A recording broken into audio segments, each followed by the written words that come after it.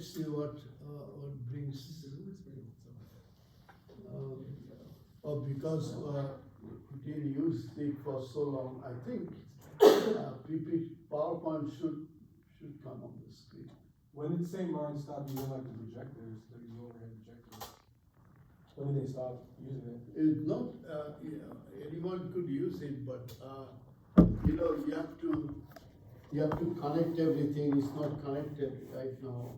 If you do this one, of course, then you lose your PowerPoint. Okay, it came on. Okay, so we did this example one, and this is where you have national ambient air quality standard. Remember NACS? So this is part of the NACS, and I took the sulfur dioxide part of it. So sulfur dioxide has three different what you call this annual average that they have to meet: 24-hour average, 3-hour average, and 1-hour average for sulfur dioxide. So this number for 24-hour, you have to have 0.14 parts per million. Okay, national standard is annual average is this, and national secondary no standard. Primary is to protect public health, secondary standard to protect the environment. So for this 24-hour no standard, and Washington standard, each state has their own standard. It can be more stringent than the national. It cannot be less than national, but it can be stringent than national. That makes sense? Okay, so Washington state made it to 0.02 parts per billion, but the national primary is 0.03 ppm. So this is a little more stringent. Okay, so for 24-hour again is 0.1. Here is the national is 0.1, a little more stringent. And 1-hour average, national primary, secondary doesn't have any, but the state of Washington has 0.4 ppm. Other states will have their own, but I just quoted the state of Washington. Okay, so this is your national primary standard, NACS, air quality standard, and the sulfur dioxide numbers are there. Okay, so let's take a look at the next slide. Emission of sulfur oxides in thousands tons per year, different sources. So you see table 15.1, your stationary fuel combustion, electricity utilities, so you're burning coal and making electricities. Industries, industrial process like chemical allied product, petroleum related other industry, mobile sources. We used to have sulfur in gasoline, but we don't have any more sulfur. But when we had a lot of sulfur SO2 emission came from the mobile sources because they are burning in the gasoline has sulfur. Okay, so now we don't. So on-road mobile, 1970 and 2008, the number drastically reduced because catalytic converter, there are lots of things that we imply to reduce the emission of sulfur dioxide along with NOx, and there will be other one just like SO2, NOx, and you talk about mercury too. Okay, so these all numbers came down: on-road mobile, non-road mobile, and those are the number for 2008. So as you see, almost 38 years, the number drastically reduced. On-road mobile to 64 from 2007. So this is the trend of US emission of sulfur dioxide according to the book. 54 years. It seems like 30 years ago, but yes. Sorry. Okay. No, I mean, I'm talking about 2008. Yeah. Okay. But yeah. now, Yeah. Of course, this book has not updated. I was still giving the 2008. Yeah, okay, so this is the table from the book. So SO2 removal strategies and technique. Removal from fuel before it is burned or remove SO2 from exhaust gases. That could be a technology, just like now we remove sulfur from the gasoline, so you're not making any SO2 from the mineral sources. So that's what we are doing. Limestone and lime scrubbing. Lime scrubbing, basically you have calcium carbonate, you break it down and then add water, you have calcium hydroxide. Or if you burn and remove CO2, then you have calcium oxide, which is lime, which is quick lime activated and has more fast ingredient rather than calcium carbonate. We'll come back to that. So the limestone and lime scrubbing. So basically, you make a slurry of that lime, you let it spray, and then the gases coming from the bottom, which has sulfur dioxide. So the lime has calcium carbonate, sulfur dioxide, yeah, make calcium carbonate, white powder, that deposited. And that's basically the scrubbing of sulfur dioxide. That makes sense. And we'll see a picture later on. So that lime scrubbing, throughout slurry, throughout dry injection, we could also apply dry powder, calcium carbonate, which is limestone, and then you have other commercially made sodium carbonate, Na2, and sodium bicarbonate, commercial name Trona and narcolite. Anyway, the regenerative waste process, absorption of salts in the water and to make sulfuric acid, switch to natural gas or low sulfur fuel. Natural gas, of course, will be much cleaner, and we are using a lot of them. So let's see what are the other removal strategies besides this. So here is the diagram that I was talking about. So you have a flue gas from the combustion of coal, flue gas coming in here, and you have limestone going through slurry going here, and then the flue gas mixing, and then it removing, absorbing sulfur dioxide, and then the clean flue gas is going through there. Sometimes because the temperature with the moisture is low, you have to preheat and then put it through the stack.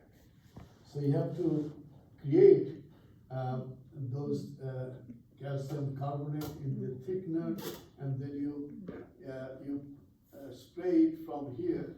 So the spray of the calcium carbonate lime, very fine droplet as a spray, just like in the shower, coming from the top, and then the bottom you have flue gas that has sulfur. They're interacting during this stage, and then the clean flue gases without sulfur dioxide, 95 or more percentage are removed. So you pretty much clean air without much sulfur I just got a dioxide. quick question. So, I know it like sprays it, is it a chemical reaction that occurs, or is it like a weight of it, or is it like sticking to it? I'm just curious, like. No, you're right. Yeah, it's basically calcium carbonate, Yeah, okay? And then SO2, so it reacts. basically calcium sulfate, and then maybe CO2, and then some water vapor.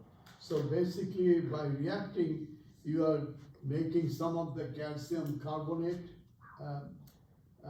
calcium sulfate, which is a white powder. Yeah. And then the reaction as the moving counter currently, only the key thing that you have to make a spray as fine as possible, Yeah. as dense as possible, and then the air flue gas that has sulfur dioxide will interact and do the reactions and make this white clean powder that will come Settle, down yeah. at the bottom in color. I've seen it, I've like seen the equations and stuff, but it's like, Yeah. And what I heard, those calcium sulfate, they use some of the wall laminated product that they sell, the building construction site, they use it. Used to put it in the landfill, but now we don't have to do that. It is a product. If no marketing and other issues, then DOT and other office, they will allow to use that for commercial purposes. Cool. So anyway, kind of interesting stuff there. Okay, yeah, the limestone scrubbing. Here is the key equations. Here is the key equation. Calcium carbonate, which is solid, when you add water, it takes slurry, and then SO2 gas, they're reacting countercurrently as you're moving, and you see you have bisulfite ion and CO2, that is the intermediate reaction, and then the second part of the reaction, all you're making calcium sulfate, CO2 and water. So then SO2 pretty much now locked into in this product here, okay? This is intermediate reaction, this is the final product. So your SO2 now locked into calcium sulfate, sulfite, SO3, carbon dioxide on water. So that way you are removing with the limestone's cover. This is the limestone's cover. You calcium carbonate, limestone, you crush it, mix with water, makes a slurry. It's a white color slurry that is coming down. The flue gas that has sulfur dioxide, they are contacting and those reactions take place. And this is the final product that you get on the floor. Okay, so that is in nutshell limestone scrubbing. Okay, and here is the picture that's actually happening with the spray and the interaction from the flue gas from the bottom. And so here are the key equation. Calcium oxide is basically lime. This is much more effective. Calcium carbonate, when you heat it up, CO2 release, and then come with the calcium oxide, which is also quicklime. If you mix with the water, then you make calcium hydroxide, this one, okay? And then water also being absorbed with SO2, make that. So now these two react, and then you have calcium sulfate, and then additional oxidation this is the final product that you want. Because that's the one that you could use in construction site. Some of the laminated will filled with those white powder, and then you sandwiched with two boards. I've seen that product these days. Yeah, not always in the construction site, but they're using now, they don't put it in landfill anymore. It's quality. So basically it's the white powder, calcium sulfate, and then it laminated through some kind of materials, construction materials that can be used as a wall.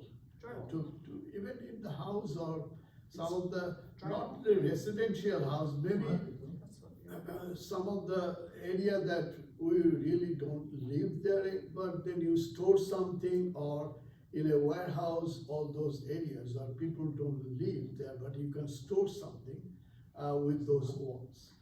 So it is commercially now available, and they make use of those things, this product, to make laminated something. It's a white powder basically, and it's pretty heavy, and that will give you some kind of strength in the wall also. Okay.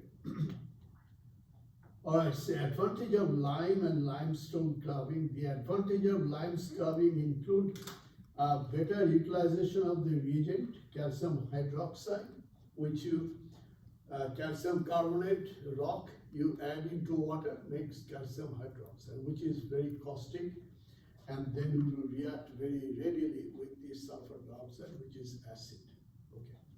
So, and more flexibility of operation, both lime and limestone scrubbing systems routinely achieve 98 to 99% efficiencies of removing sulfur dioxide. It's a high efficiency. But then you have to prepare the lime slurry, you have to bring them together and have those then. So you have to do some work up front, and then you get the benefit of removal SO2. And this is the cheapest and quickest because we have plenty of limestone all over the world. And that's really cheap. Basically, you can get it literally free, the supply. No, not really free, but because you're getting so much. So a supplier will actually prepare and have them ready, and then you go, but they're not heavily expensive, okay? So, all right, so this is, I made a copy. When you time tonight, maybe take a look at the problem and see. I hope you will agree with that. I made a copy of that first problem, right? So take a look at the step by step, and I think you'll agree with those, and so that will help also do the homework. Which let's here is the basic design assumption. I'm not going to read it all the steps. So the number one is the flue gas flow rate and composition are constant. The limestone is composed of 94% of calcium carbonate, which is a white rock, and 1.5% has little magnesium carbonate. But then calcium, magnesium, they are contemporary, both are. So that don't interfere much, and 4.5 inert substances. That all inlet sulfur is as SO2, not SO3, okay? Generally, when you burn anything that has sulfur, it will make sulfur dioxide, not trioxide. If you have excess oxygen, high temperature, then SO2 will become SO3, but generally, if you burn sulfur, it will make sulfur dioxide. The liquid and gas ratio set to, so you have a 75 gallons of this lime slurry, and then 100 actual cubic feet based on the saturated gas flow rate existing in the scrubber. The gas become completely humidified in the scrubber with no mist carryover. The use of heat is to be considered. If used, assume the flue gas temperature must be increased to 40 degrees Fahrenheit. If the flue gas temperature reduced from the furnace, then you have to heat it up to 440. So that way the reaction with the lime will be much faster and higher efficiency. That's the reason. But I don't believe the hot gas coming out from the combustion is going to cool that far. By the transportation, it will cool down, but not to the point. But if it does, then you have to heat it up in order to make that reaction more practical. All right, so problem 15.1. Let's do this problem together. Okay, read the problem here. Assuming that only I'm going to, the problem is, if I use the board, you won't see the problem. But the problem is in your book, 15.1, the first problem, end of chapter problem. Let's go back and do that on the board here. Again, where's the new slides? Go to the PowerPoint down at the bottom right. Click This that. one? Yep, Okay. and then pick the one on the right. Yep, on the right. This, Yep. okay. Click it, and then pick Okay. a new slide. Pick number 3. Okay, we have Yeah. number 3. Okay, so we read, did you read the problem from the end of the book chapter? Assuming that only calcium sulfate is produced, calculate the daily production rate in tons per day of a 55% solid sludge from a 90% efficient limestone. flue gas desulfurization systems on a 600 megawatt power plant burning 3.5% sulfur in coal, pretty high sulfur content. That can vary from low sulfur, it depends where the coal is coming from. I heard Montana has the low sulfur content coal, but other states might not have that low. So 3.5 is a little bit high, but that's what is given in the problem. The plant has a thermal efficiency of 35%. That means the energy that you transfer it is only 35%, not very high. And the coal has a heating value of 12,000 BTU per pound of coal. Assume that the limestone is 95% calcium carbonate and 5% inert, means doesn't react. So we have to use that number also while you to calculate how much calcium carbonate needed. And then the ratio of the actual amount of limestone feed to the theoretical amount required is 1.15, okay? So what are the information given? Sludge content, Well, the solid is 55%, but you're trying to find this. information given is, okay, sludge, Tons per day. content is 55%. And then you have flue desulfurization efficiency, that is FGD, is given 90%. And sulfur content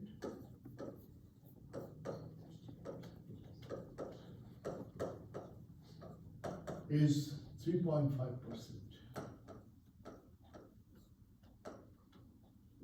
Okay. All right, so thermal efficiency is given.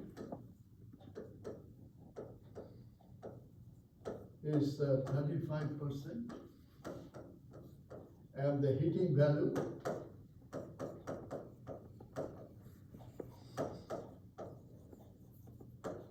is given 12,000 BTU per pound of coal. Okay, so these are given, and limestone composition.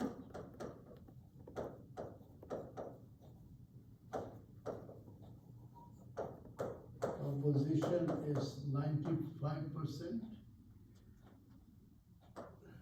95% calcium carbonate and 5% inert.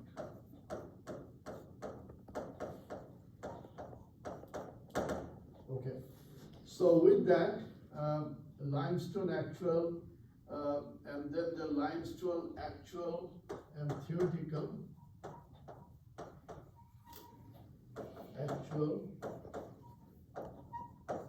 and theoretical,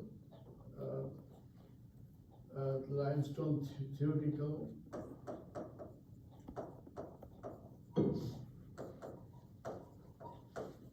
is 1.15. Okay, so these are all the numbers that we need to use. So instead of writing some of that, I'm going to shortcut it. The solution is energy input. First thing you do, step one, energy input.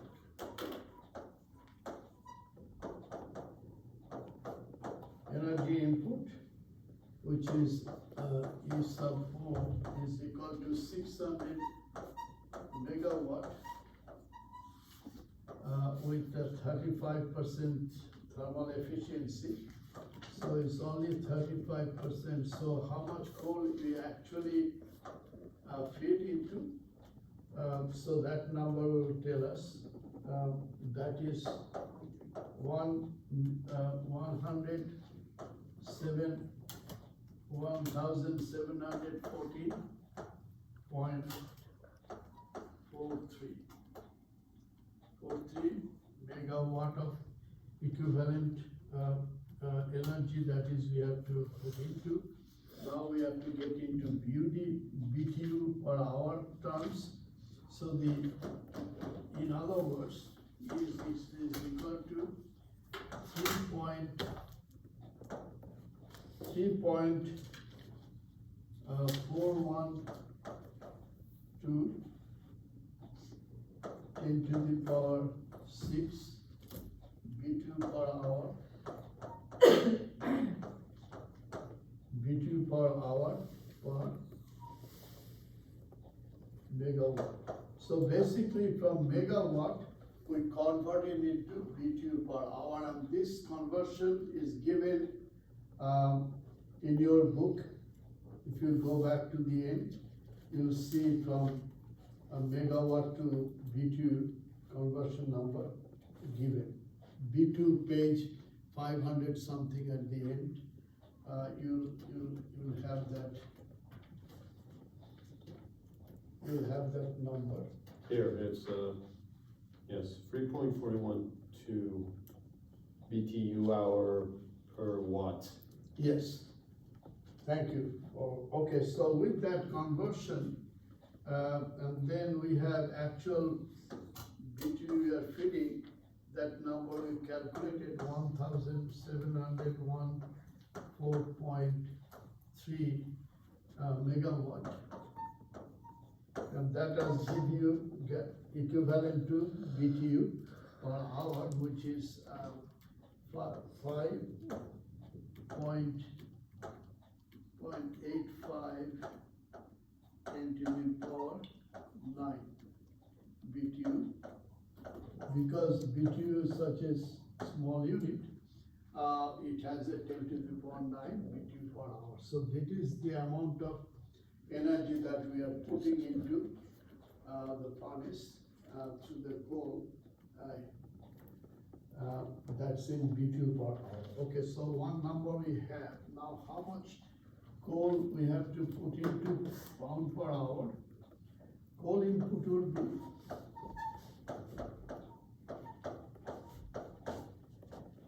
be equal to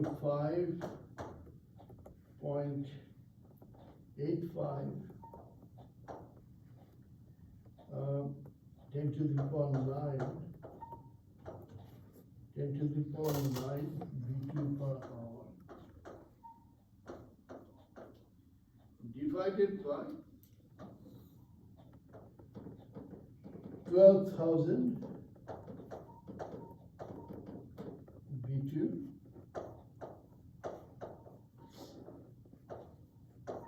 per pound. And that comes to how much? 487,500 pounds. Yeah, thank you very much. 84,000, 430, No, 487. 487,000, Yes, 500. 500, right? 500, yes. Okay.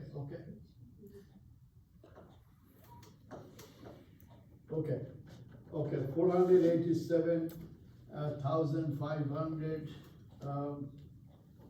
pounds per hour. So this is the amount of energy you have put into the furnace. Now we have to calculate the sulfur content.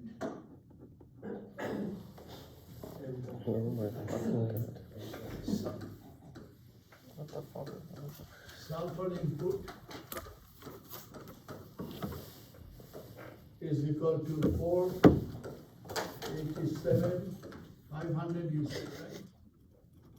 Yes. Okay, for pounds per hour.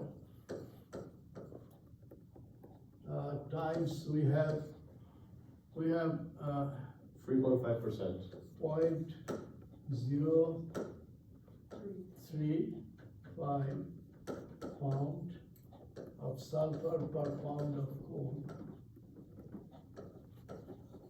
Okay, and that number comes to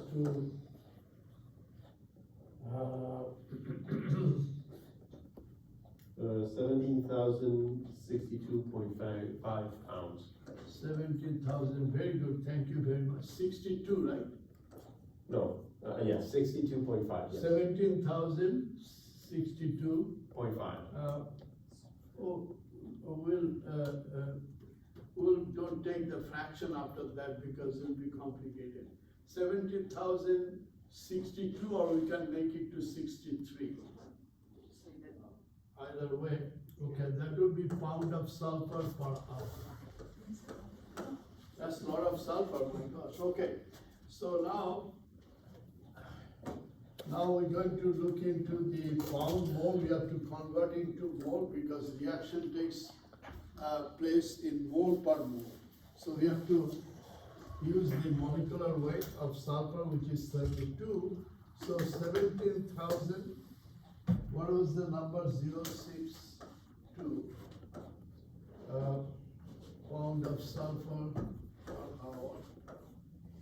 And then we divide that by the molecular weight, which is 32 pound sulfur per pound mole, and that number comes to 533 pound mole sulfur per hour. Okay, so and then we're going to multiply now. So you have coal input 533 pounds mole per hour. So this is the reaction, sulfur and oxygen making SO2. 1 mole of sulfur with 1 mole of oxygen makes 1 mole of sulfur dioxide. So put it in the pound mole format because now reactions are taking place, has to be all against pound mole. 0.1 pound mole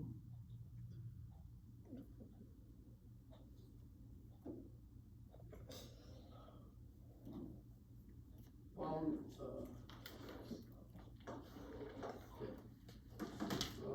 yeah, if you touch anything, then it can be a problem. So to stay away a little bit from there. So let's see, 533.1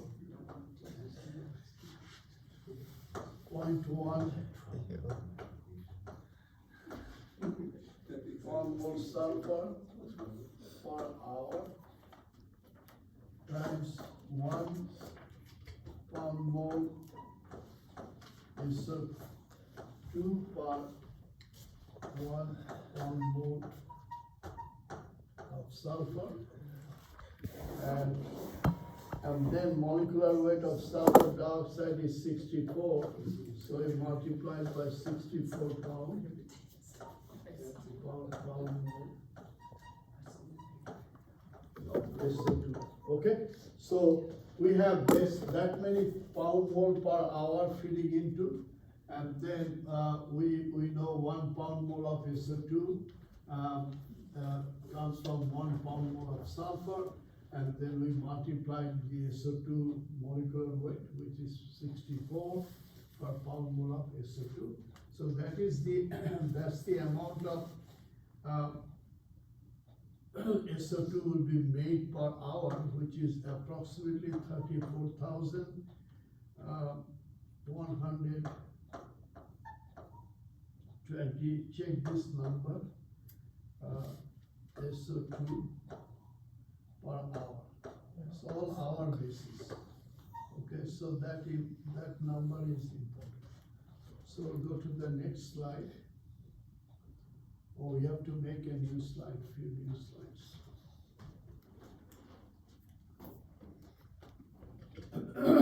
So, Go to home. go to the No, PowerPoint.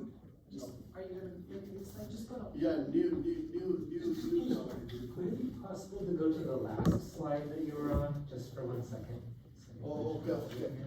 It ended in coal input. Oh, last slide would be this one. Number 3?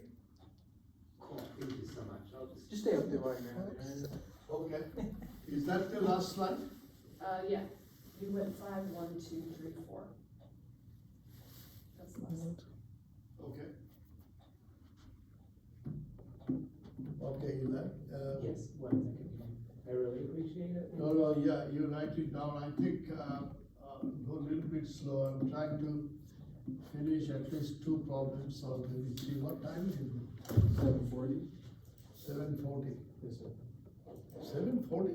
7:40, that's what the clock says. 7:40. Oh, gee, so we have only 10 minutes, oh gosh. You got it. Can we meet tomorrow? Yeah, it's gonna be a no for me. You can post, your solution, and we can read over, and we can go over it on That's a our own. better idea. You can post all of these solutions, and we would look over all of them. Okay, so, no, all of them. Your homework has to be based Well, the on. ones, the ones that we ones you did. go Then in I have to class. create homework, No, but the ones we did in class, you could post those. Yeah. A couple more. yeah, I know, there are many These problems, two? yeah. Some- Okay, so, where do we ended up? The ones they want us to do, yeah. Yeah, at least that. We're at, 34,000 LP pounds of SO2 per hour. Roughly.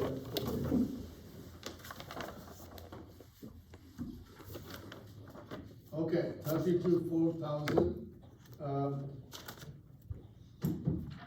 then,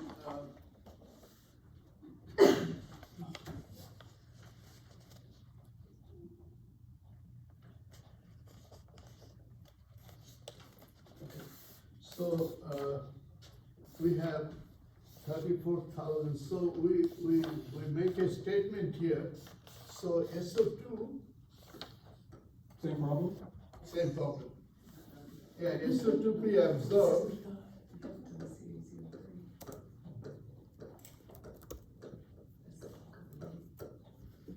to be, SO2 to be absorbed, which is 34,120 pound of SO2 What? per hour. And then you have only 90% removal, so that's why this 0.9 comes from. Because that's the efficiency, that number is given, right? You see that? Yes. The solid sludge from 90% efficient limestone, flue gas desulfurization system that has, so that's why 0.9 came in. And that number will be pretty close after 0.9%, and that comes to about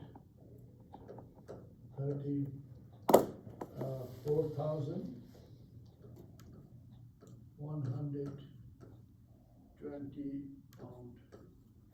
SO2 per hour. Same answer? Okay, and then now we look into, the reaction. I think that's. Is it the same answer? 34,000 times 0.09 is like 30,000. Yeah, it's 30,700 and it's. Oh, Math error. so, yeah, it is like 30,700.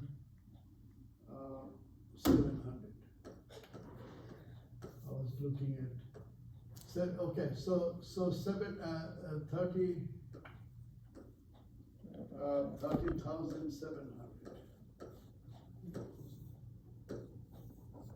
Okay, so this overall reaction is calcium carbonate plus SO2 get to calcium sulfate plus carbon dioxide, which will be gas. Now, the theoretical calcium carbonate now to lead, so here see SO2 1 mole, here is 1 mole, reacts with 1 mole, makes 1 mole of this, okay. So now we're going to get the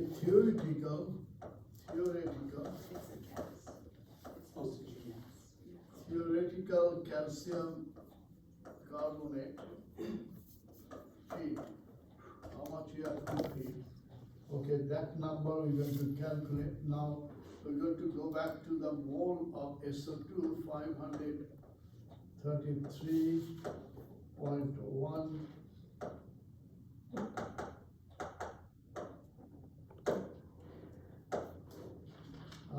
Okay, pound mole is 2 per hour.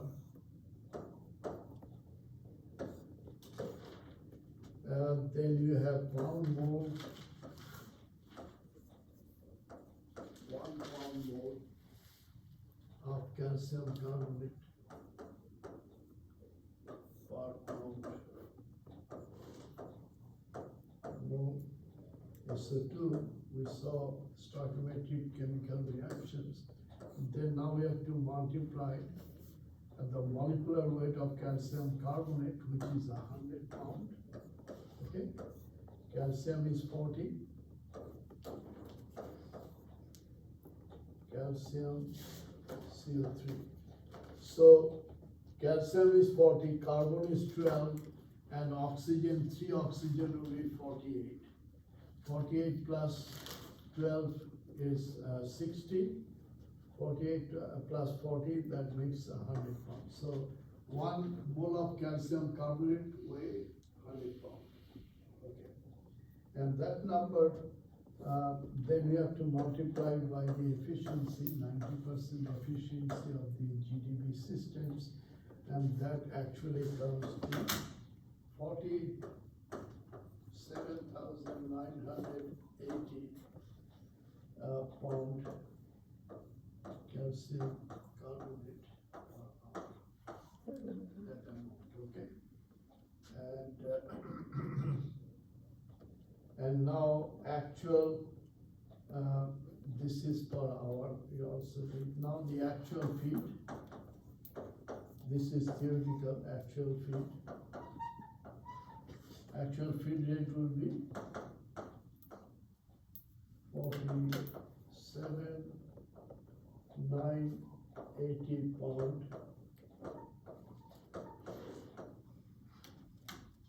per hour. And you have 5% inert, so 95% of that, and then you multiply it by 95% times 1.15, 1.15, because 1 to 15 theoretical to actual. So that's why 1.15 came in, and that number comes to about 58,080 pound calcium carbonate per hour.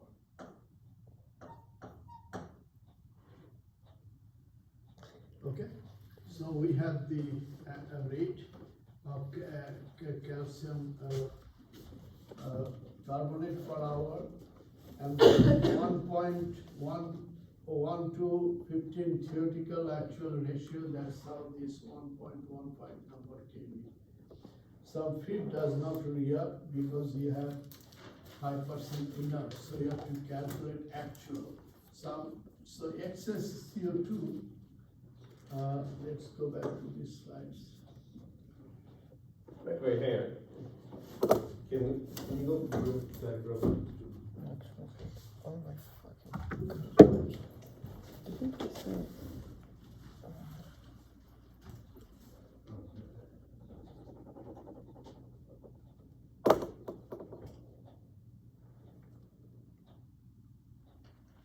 Yes, thank you. Okay, so,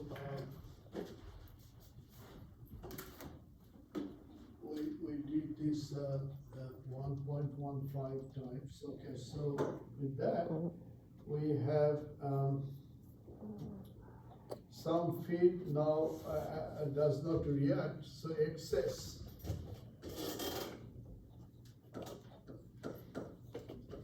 Feed does not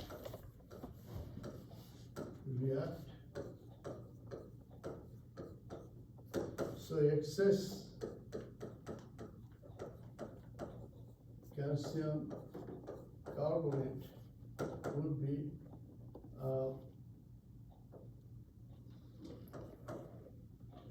58,080 pound calcium carbonate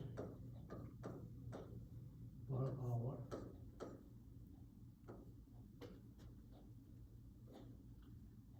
Per hour times the impurity was 5%, so we multiplied by 0.95. 5% impurity and minus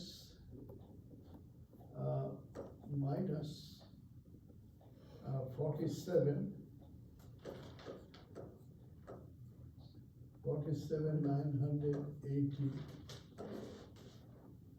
pound calcium carbonate per hour. And that number comes to 7,196 pound calcium carbonate per hour. Okay, and then the inerts is equal to 58,080 pound calcium Wait. carbonate per hour times 0.05, and that comes to 2,904 pound calcium carbonate per hour. So that's the inert part we calculated. Now, how much calcium sulfate will be produced? SO4 is produced. Your 3.1 pound mole SO2 per hour, and we know one pound mole calcium sulfite per pound mole of SO2 times the molecular weight of calcium sulfite is 120 pound per pound mole of calcium sulfite, not sulfate, CaSO3, and that number comes to 57,000. Then we have to multiply by the efficiency, 0.9, and that comes to about 57,575 pound calcium sulfite. That will be per hour, and this is dry basis. So that's the amount of 57,570 pound of calcium sulfite, SO3. This is Not SO4. calcium sulfite. Okay, so that is the number. Now we have, okay, so we got the dry basis. Now the dry, So I got a quick question, you were asking for calcium sulfite, SO4, right? So why is it SO3? It's actually SO4, okay? Okay, Yeah, that's Is that just a writing error that you have? That's a good point, yeah. It's actually, it would be all, I don't know, yeah, it would be all sulfite, SO4, yeah, there is no sulfite issue. I don't know why that came in, calcium carbonate. Okay, So with that, could, just one more slides, and then I think, Yeah, you can just upload it like Eli was saying, I'm okay with that. hey, We can go over it at home. once we go for so it. you go on the PowerPoint, right? Can you do it in here, to new slides? Oh, new slide? Are you trying to? Get a number 7. Oh, that's like on the top, it says new slide. Better than 120. Oh, just go, I, Guess no review at home, man. What's that? The one, how much would you use? You got 2 years.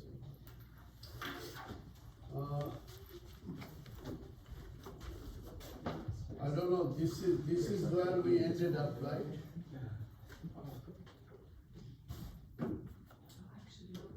So the dry solids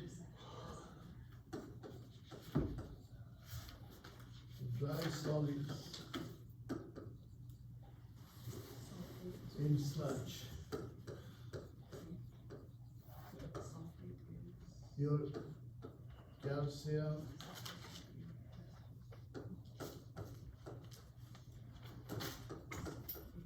plus inert,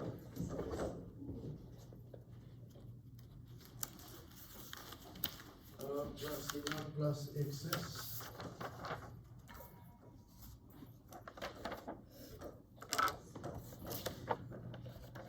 Plus excess calcium carbonate comes to 57,575 plus 2,904 plus 701.96 pounds per hour, and that comes to 675 pounds per hour. And then the total sludge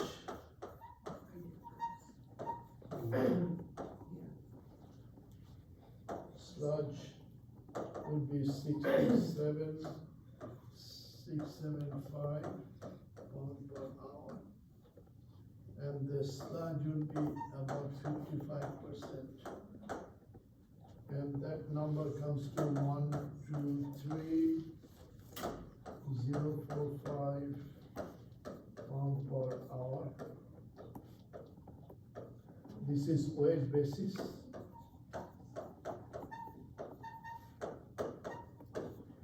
And now we need to convert that into ton.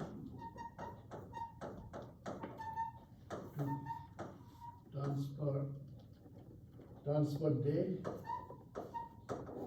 would be 123,045 pounds per hour times 24 hours per day.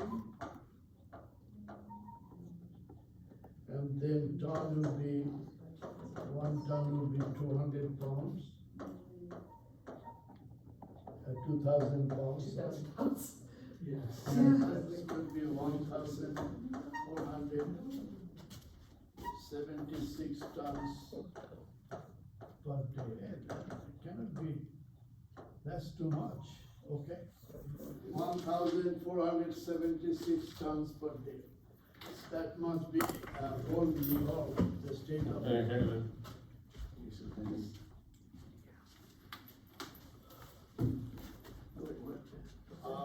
I know this problem takes time and a lot of steps. So I guess, I was not able to do one more problem, so it has to be next day. Well, let's digest all these things. And then, next week, I guess we have to continue this until we, get a few examples that are essential for this, defluorization, desulfurization. And then I'll move to the next week, the next chapter. So next week, we'll continue exactly this sulfur dioxide removal topics, chapter 7. We'll continue this. And Well, let me do, since I'll have some time, let me polish it up, and writing, and then send you a copy of this particular copy, details. I'll do that with